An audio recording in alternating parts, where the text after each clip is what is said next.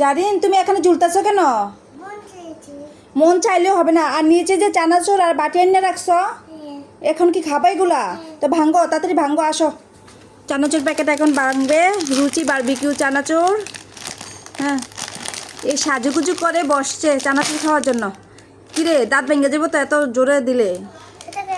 দাও দাও দাও, ফুটা করছো? এত এত ছোটো ফুটা হবে না, একটু বড় করো, বড় করো, ফুটা করো। এই যে জানেন এখন চানাচুর খাবে, এই জন্য দাঁত দিয়ে চানাচুর প্যাকেট ভাঙতেছে। চাইলে দাঁতই ভেঙে যাবো তোমার।